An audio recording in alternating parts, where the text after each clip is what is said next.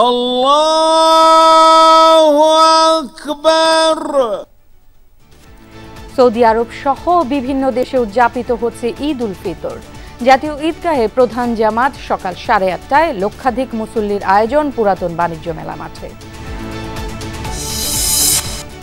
শেষ মুহূর্তের ঈদ যাত্রায় লঞ্চের ডেকে শুয়ে বসে যাচ্ছে হাজারো মানুষ। ট্রেনের ছাদে চড়ে বসেছেন অনেকে। সড়ক মহাসড়কের কোথাও কোথাও জটলা।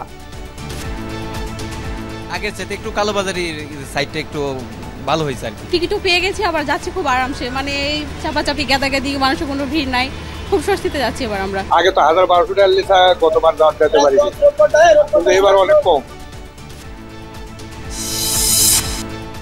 নির্বাচন নিয়ে প্রধান উপদেষ্টার বক্তব্যে মির্জা ফখরুলের হতাশা। বললেন, ক্ষমতায় যেতে নয়, জনগণের বৈধতা নিশ্চিতে ভোট চায় বিএনপি। আমরা মনে করি যে নির্বাচন হলেই সেটা একটা ম্যান্ডেট পাবে সেই সরকার এবং সমর্থন পাবে সেই সরকারটার শক্তি আর সরকারের শক্তির মধ্যে অনেক পার্থক্য আছে।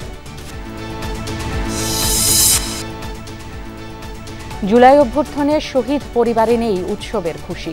প্রিয়জনকে হারিয়ে ম্লান ঈদ আনন্দ। প্রতিটি হত্যার বিচার চান। আমাদের ঈদ বলতে কিছু নাই। আমার একটা ভাই চলে গেছে, আমার একটা হাত চলে গেছে। বাবার 3টা গুলি করছিল, 2টা গুলি করছে বুক মধ্যে, আর গুলি করছে মাথা।